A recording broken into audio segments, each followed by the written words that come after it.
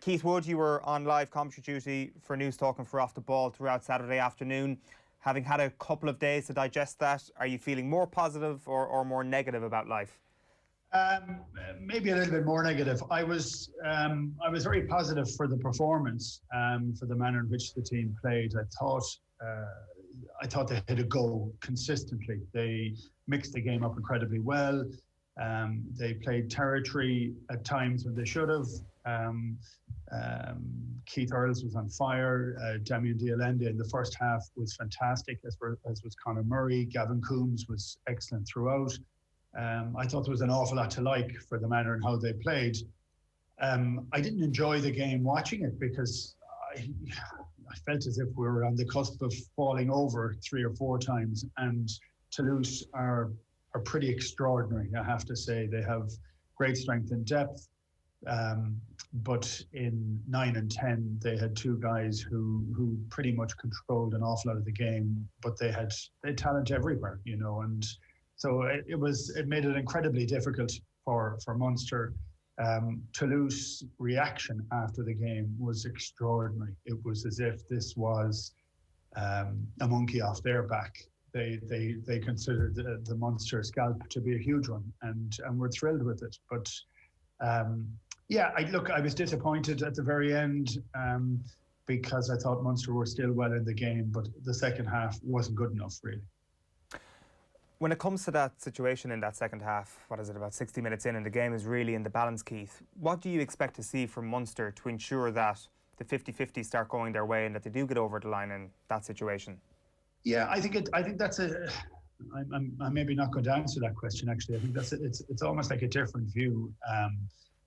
For Munster to fully be able to compete at this, you know, when you looked at the quality that came off the Toulouse bench, you can't be waiting for the last 20 minutes. You need to take whatever opportunity that you have at hand. And I still felt that for a lot of the game, when Munster got just outside the 22, they kicked the ball away, you know, or they eschewed overlap opportunities. And like, you need to be able to take all of them at that level. And that just didn't happen. And for me, an awful lot of that comes down to the fact that that's not how Munster have played for most of the season. So most of the season they've played hard driving maul, one-out runners, kicking game, and that has been more than good enough to beat some of the poor quality of opposition that there is in the Pro 14. When you get to the big games, you need to do an awful lot more. So I kind of look at the last 2 weeks as a view of the season. So playing against Leinster, and Leinster, you know, being the far better side at the present moment in time, but Munster didn't fire a shot. They did fire a shot at the weekend. So I was happier that they didn't kind of curl into a ball, and they were thereabouts. And it's about maybe playing that style far more often during the year, so that you're able to do it on those big days, because the other ones are efficient. Pro 14 is poor, and the manner Munster can win most of those games, as they showed this year, and they can do it. But that style of rugby isn't good enough to get you over some of these big European teams. So that's objective number one, I presume, from your perspective, looking at the Rainbow Cup and looking at the start of next season, that this coaching ticket need to get the positives from that Toulouse performance and do it week in, week out, when the games seem a little more meaningless. Yeah, well, I think so, and it becomes very hard. I mean, I was listening to Johan van Graan, and I didn't like what he said after the Leinster game. He said, look, Leinster are just almost impossible to beat at the moment. Well, then you have to play very differently than we have been, because that needs to happen.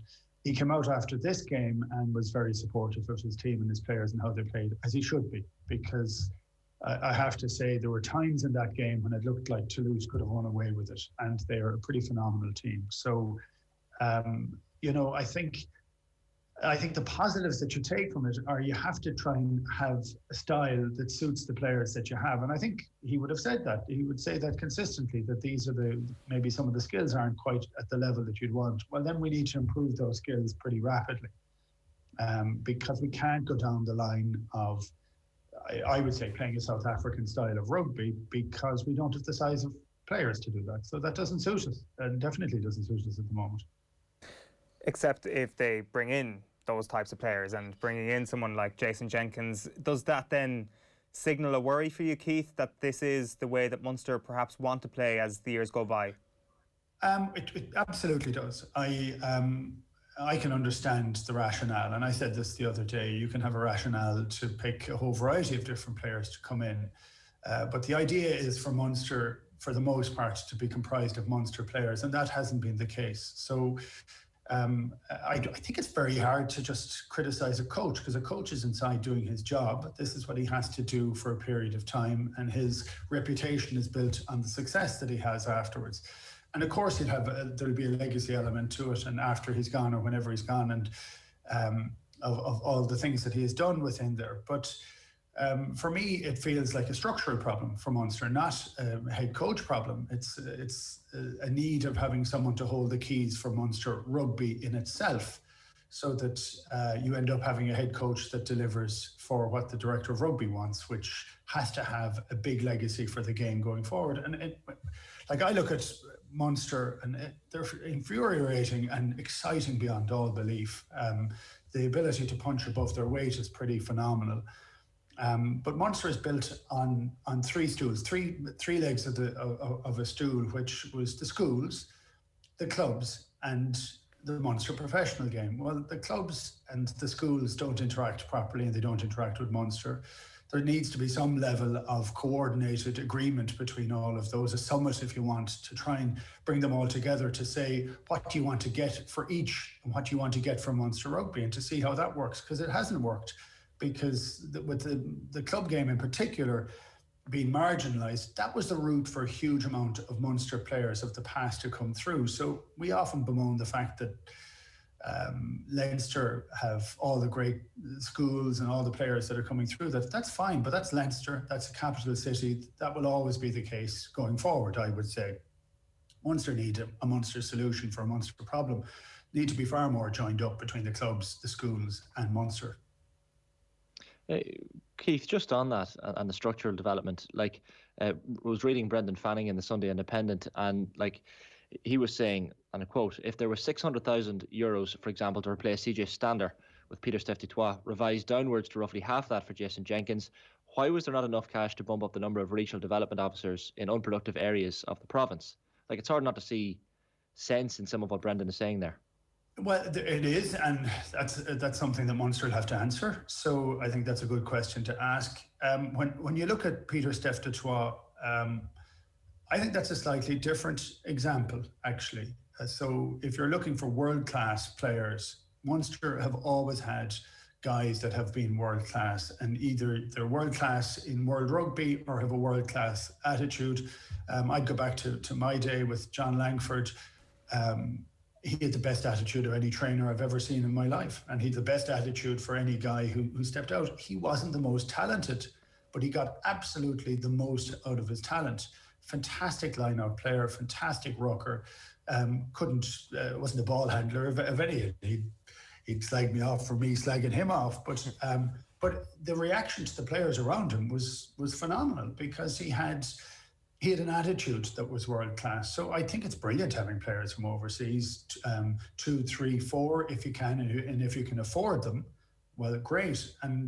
But for the most part, Munster needs to be built from mostly Munster players. And it's fine taking guys from Leinster from time to time, but that can't be the model going forward, because you tend to lose your identity. And if you look at, I think, what's happened in the last 4 or 5 years, about 40% of the players that have joined Munster in that period of time are from Munster. That number isn't high enough. That needs to be 80%. Now, it may take a period of time to get there, but until such time as you drive that on, then, or discuss that or have a summit over it, I don't know that anything changes at all.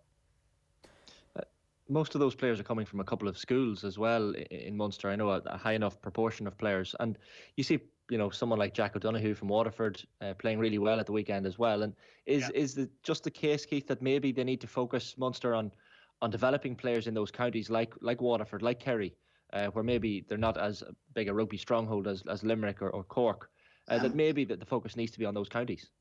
I don't think so, actually. I think there should be enough of focus and enough of rugby development officers and enough a focus on the wider Munster region, but we need to drive a huge amount more players through Limerick, through the Limerick schools. There have been no Limerick players in the academy with Craig Casey coming out of it. So, there needs to be a drive, much lower, much younger, to try and get a lot of players available to play for Munster. I think that becomes one of the key parts of any business plan, actually, is not only do you get a lot more players, but you also get far more buy-in from the fans to say, well, these are one of our own, and they want to do that. And again, I'll say this isn't a xenophobic idea. I want to have 2 or 3 world-class players from around the world playing for Munster. Munster have always had that, in the professional era, and that's what it should be. But it needs to be the right and proper blend. So when you talk about those traditional strongholds of Munster rugby, Keith, is it a case that because of club rugby dying on the vine, that pathway has just been totally eradicated? Is it as simple as that? Can you put it down to that one issue? Because it's interesting that you use the phrase joined up thinking. That would suggest to me that actually there is enough there for them to get more out of. I think there's an awful lot in Munster. I think there's a lot of kids in Munster. There's a huge interest in playing.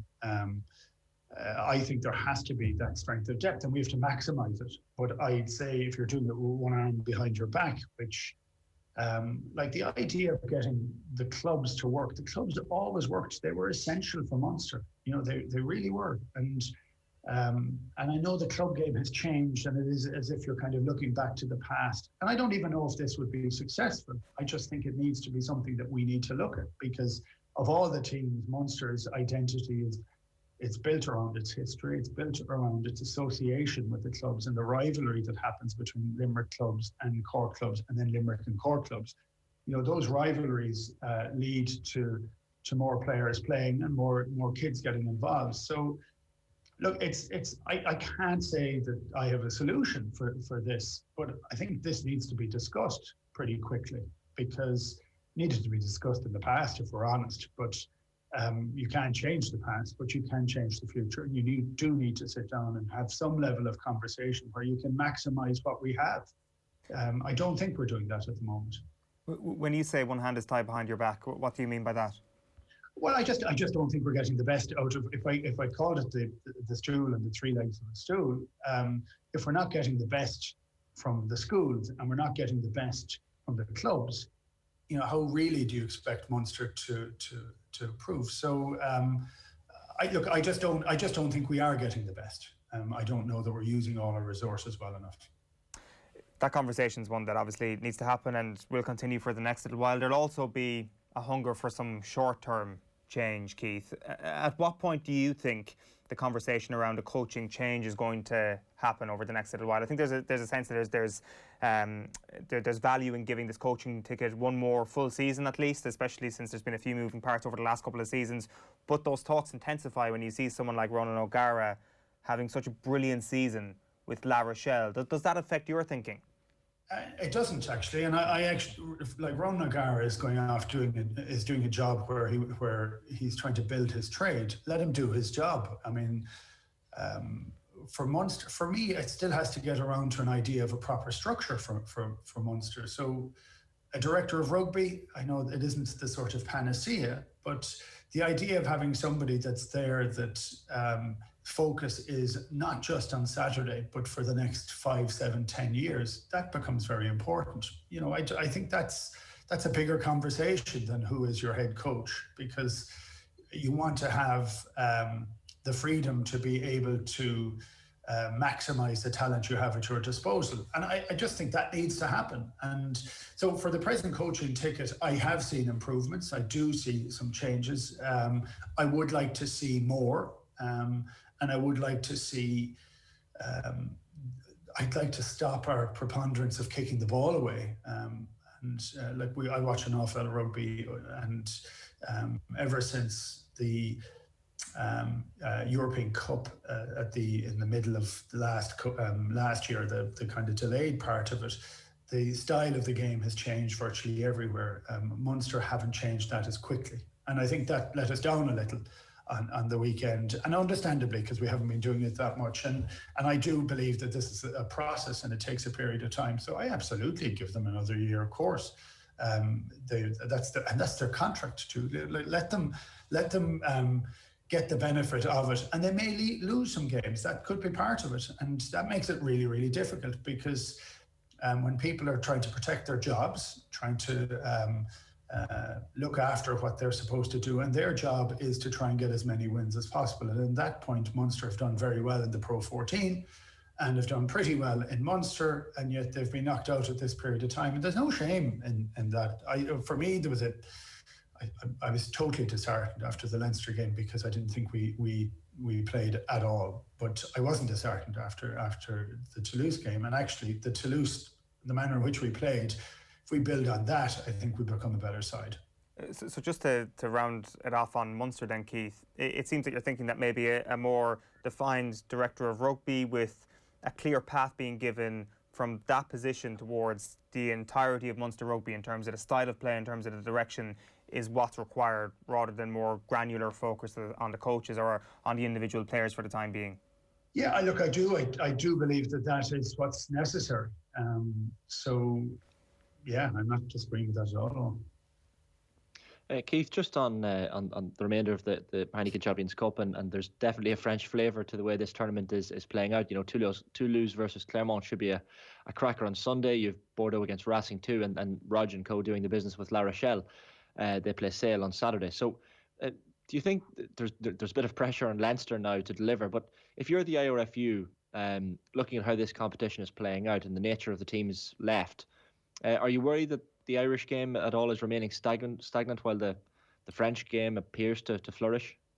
I think there's always ups and downs in who's top of the tree at different moments in time, and that happens. Like for 3 or 4 years it was Leinster, so I don't say you can say Leinster is stagnant. I think the Pro 14 has been pretty poor, and some of the standard has fallen away from that. I mean, look, we've had the craziest of results over the last 12 months. If you look at the manner in which Wales eked out a Six Nations victory, which is phenomenal for their ability to win those big games and ride their luck when they need to, but still have the courage of their convictions to score from pretty much anywhere, which they did do during the Six Nations. And then watch the way the Scarlets abdicated at the weekend. They were dreadful, and there were a huge amount of Welsh players playing on that. And I think the IRFU has, for the most part, got pretty much everything right in the last 20 years of professionalism. That the opportunity has been both for the provinces to try and be at the top table and to win, which they have done consistently, and for Ireland then to succeed, which they've never done consistently, and in the last 15 years have done a huge amount, which has been very impressive. It just changes all the time. Look, if you're looking at it, can we compete with on the salaries in French clubs, on the value that they have in keeping superannuated Kiwis up to 35, 36, 37 years of age to play for 20 minutes off a bench and have an impact? I don't think that that's viable within Ireland. So we need to maximise what we have, and we need to play a little bit smarter. We need to make certain that we are not falling into the trap of playing the large power game. That the only team really that does that in World Rugby is South Africa, and they do it incredibly well, but they've giants of men and we don't. So can we go down that line? I don't think so. I think if you look at one weekend, you can say, wow, the world has changed and all the French teams are flying.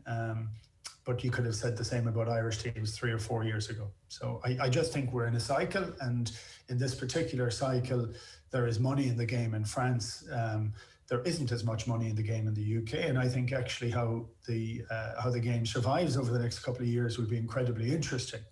I would say that in the midst of COVID, the IRFU's reaction to the lack of income that's coming into the provinces was to make certain that the provinces were looked after, and I think they've done a really good job. The British government has given loans to the English clubs, which they'll have to pay off. That's not the situation that we have in Ireland. So I don't know how this is all going to shake up. We've had a very crazy 12 months, and I'm just happy that we're able to see the game on the television. I think there's something fantastic in that being able to happen, and there's a huge credit goes to all the people that have managed to stay in their bubbles and not have any transmission, really very, very limited within sports, not just rugby. So look, I think we need to look at and smile at some stages to certain things that happen, but also to have a little look and say that not everything is all bleak this week. But in these days, they're the times that you're looking to the future. You always have to look to the future, but then appreciate the good days. And if Leinster get have a great opportunity at the weekend, and if they can drive that on, that's going to be a cracker of a game. Two teams that really know how to play all styles of the game. So I'm looking forward to that too. Just on that, and just while you're speaking, it struck me the fact that this was a cracking match of the weekend. 8 tries. You're looking at on the TV at the pictures and the sun beaming down on Thomond Park, and you're thinking, what an atmosphere this game would have had there been a crowd. I'm sure you don't get used to it, but Keith, as someone lucky enough to, I guess, to be on commentary and covering these games from inside the empty stadium, how did it feel? I'm just curious as to how it felt. I know you don't get used to it, but to be at a game that the atmosphere, just how different it would have been with fans. So it must have been a bit of an eerie, bizarre experience. Oh, I don't like it. I find it incredibly off-putting. Your voice is louder. I think they can hear you when you're commentating on the pitch, which is kind of disconcerting. No, I don't like it at all. It's entirely wrong. And I have to say, and I'll go through this again and again, I'm pretty stunned by some of the levels of the performances that we've seen, because the players have got used to it and they've been well able to do it, and it took a while for them to get used to it, but some of the performances have been brilliant. And I also think it takes some of the pressure off the visiting teams. So home wins are not anywhere near as guaranteed as they were in previous quarterfinals or round of 16s or whatever we had. I know there's a change this year, but the intensity that you would expect to have in Thomond Park for a French team coming there, to the baying of blood almost for a ball that's kicked in the air, like that's missing. And I think I'm not saying they get an easier ride out of it, but it's not as intimidating. An empty stadium. I used to describe Lansdowne Road before it was torn down as a monument to grey. When it was empty, but it pulsed with life. When it was full, because it was a dreadful stadium in its last few years. It was falling apart. But full, it had a sound all of its own. Thomond Park has that, and it didn't have it at the weekend. It is eerie. It's uncomfortable. But look, it's what everybody is having to deal with at the moment. It's the least of the worries for people who are sick. So, I think we just take the joy for the fact that you can see rugby players out in the field. You were watching Harlequins Ulster as well at the weekend, Keith, just to finish up on that one. How good were Ulster? Ulster were good. It's funny, I was interested. The commentators were calling Harlequins abject, and they weren't. They picked a second team, maybe even a third team. 5 or 6 of the players hadn't played rugby for 14 months. And they said this is an opportunity to get them out there. They've put all their eggs in the basket of the Premiership and said they'll use the Challenge Cup to try and blood some players.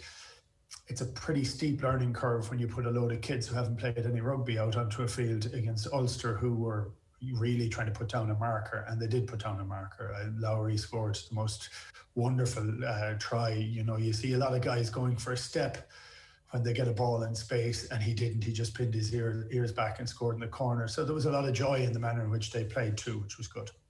That back three for Ulster is pretty fun to watch. Like the Balakoon we've spoken about quite a bit over the last couple of months, but do you see Lowry having a future in the green jersey? Yeah, it's hard, I think, because Lowry is small. And much and all as I bemoan the fact that we're not talking about a huge power game or having huge forwards like they have in South Africa, it's harder for the small guy. You'd like to see him get a go. So if we look at Toulouse the other day, and we talked about a lot of their big second rows that came on and made a difference, But then you've Cheslin Colby, who is tiny and is pretty remarkable. So there is always a place. So all you want is an opportunity now and to see where it goes. But my God, he was quick the other day. Yeah, don't give him any space anyway. And any concern then for Leinster this week, Keith? I know we'll have plenty of build-up as the week goes on, but I know that the early signs are a week off might not help them, but surely with their squad, a few niggles and bruises will be cleared up. Yeah, look, they've got a fairly big injury list of key players, which is very upsetting for them. And but they have a great squad. It's about getting a really good team on the field and having enough good guys to finish out the game at the end. So I'm looking forward to this game. It's kind of one of the joys. I sometimes don't like watching the team that I support. So like I often feel as if I'm getting an ulcer watching Ireland or Munster, but you can watch Leinster and say, yeah, we want them to win. We want them to have a go. And you're not that worried about it because you're not vested in it as such. I just think the manner in which they play, if they have a decent power game and are able to control enough of the game themselves, their targeting of ruck and turnover ball, which is essential for them, if they can stop Exeter with their pick and go and with their kicks in the corner, they have a very, very good chance. For an awful lot of this, it comes to stopping how Exeter play. But no, I'm looking forward to it as a game. I think they have, I still think that they have the ability to up it. Yeah. And actually, I'm disappointed for them they didn't get the game last weekend, because I think they could have needed a shock and an ability to go and up their game at that level. It just... You just give yourself fewer options when those games get called off. So it's I'd say they had a tough session over the weekend, though. All right, Keith Wood, great stuff. Thanks a million. Cheers, lads. Keith Wood there on the line giving his take on Munster, the Leinster off week, and a bit on Ulster as well, as they charge through to the next round of the Challenge Cup.